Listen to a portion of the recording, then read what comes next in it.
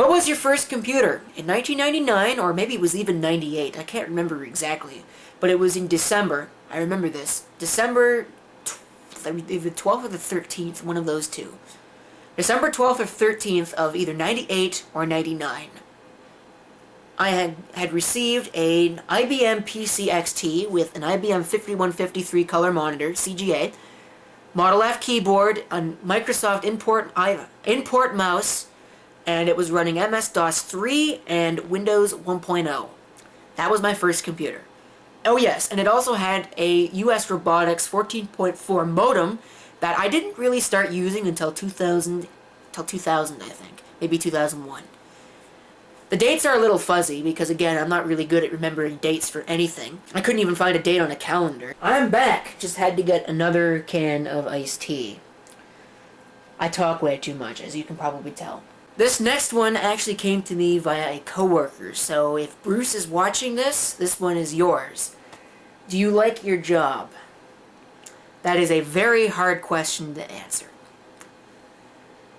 In some ways, no. I mean, it's like that with everything. There are days where you just wish you could just get the heck out of there.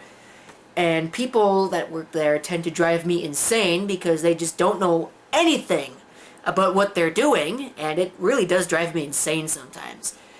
But I don't think I could really find anywhere else that would give me the same experience and would really just give me the same that really it's just the experience of having all of that. You know, getting gray hair and whatnot. I would miss that place if I had to go somewhere else. But, I mean, if the time will probably come eventually where I will need to find somewhere else, because I don't really know if they will extend my contract or not when it expires in 2018 or 19. I think it's 2019 that it expires. I don't know if they'll extend it or not, so at that point I'll probably end up looking for something else, because really, frankly, by that point I'll probably be tired of the place. But for now, it's fine. I can get used to it, and even though the people drive me insane, I do actually somewhat like the place, because it's an experience unlike anything else. Somebody wrote in and asked about the story of the melted laptop, the Chernobyl laptop, as I've called it a couple of times. And it is, yep, you guessed it, the Toshiba Satellite L300D040. I had it set up on my desk. This was in 2009. It was still under warranty, a year after I got it. And I had left for some unknown reason. I think I was going to get a drink or something. I had left, and from what I can tell, something partially shorted, maybe the battery.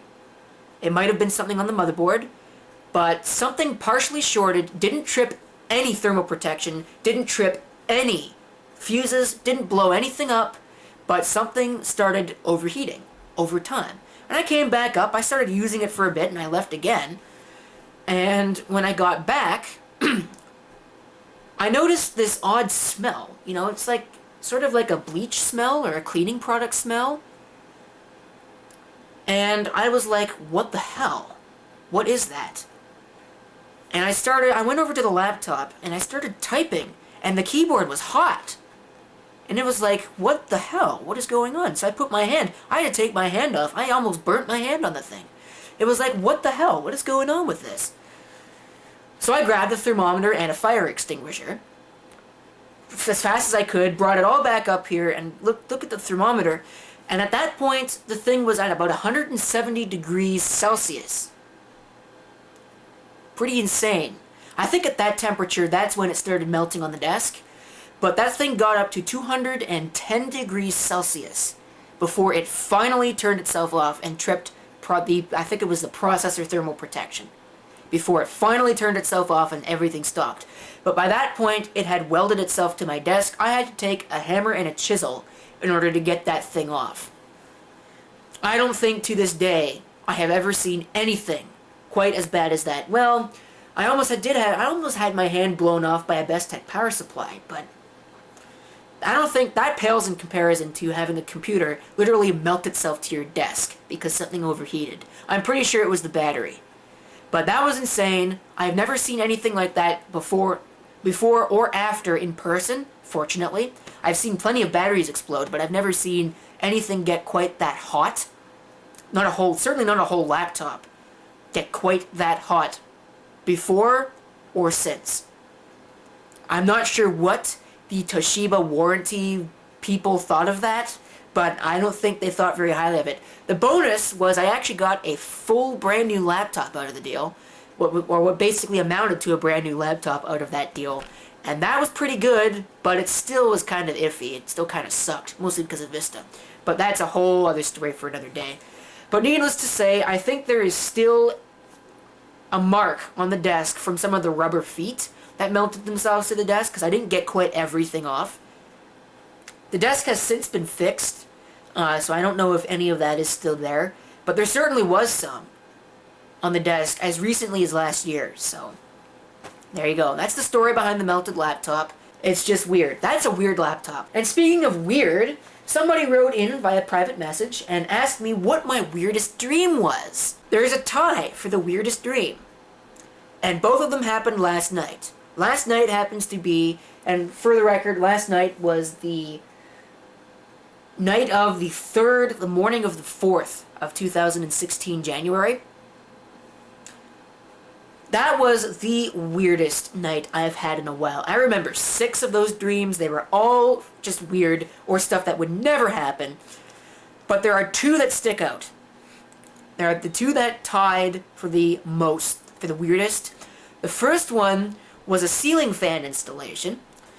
Now most of that really wasn't weird, recording a video, installing a ceiling fan, but the weirdest part of that was in order to get the ceiling fan started in the ceiling, I took a circular saw, and in the middle of the room, the table with the computer and the streaming setup, was in the middle of the room, and the CRT was in the middle of that desk. And in order to install the ceiling fan, I stood on top of the CRT monitor and used a circular saw to cut a hole in the ceiling to install that ceiling fan. And my first reaction to that when I replay it in my head is, what? Standing on a CRT to install a ceiling fan? Who comes up with this stuff? I don't think you could even do that.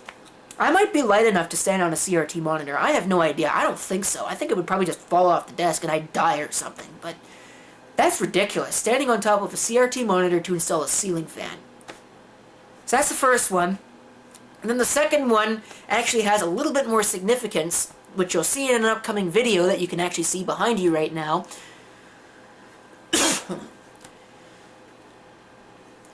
Was a video about the netbook. The netbook was dead, and I decided to do a teardown. Complete teardown, took everything apart and made a huge mess on the bed. Everything was torn apart. Looked at it, didn't find anything wrong with it. I put it all back together, decided, you know what? Forget the wireless card. I don't need the wireless card. I never use the wireless anyways. Took the wireless card, threw it across the room, put it all back together, powered it up, and it worked fine again. I never really thought that the same thing would actually hold true in real life, because that's just stupid. In fact, it is just so stupid that it worked, as you'll see in an upcoming video. I think I just spoiled all of the surprise now. Couple last questions here. Will you ever get a mixer? Well, probably at some point, but right now it's just not in the budget. And not in the space constraints, thing. I'm looking at a Behringer NX802, but I don't know if that will have enough inputs for what I want to use it for. It probably does, but the only way I will ever know is to actually start trying them out and looking at them.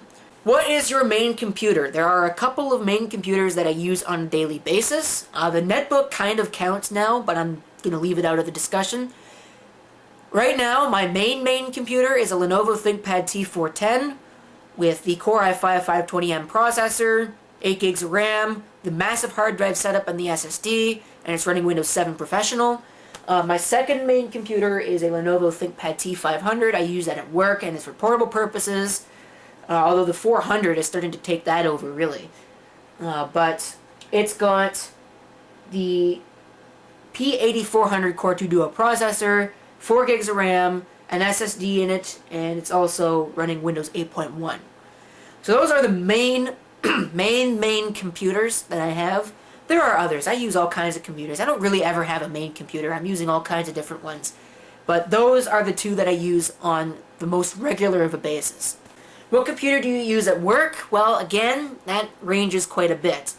I'm caught using the T500, but I have also used an IBM ThinkPad T42 that unfortunately no longer works. And I have also used the Sony Vaio for work purposes. And that's my Linux machine. I used to use that at work when I had a reason to use a Linux machine. I don't know if I'm going to have a reason any longer to use Linux, because I think that lab's been torn down actually. But I'll have to look into it.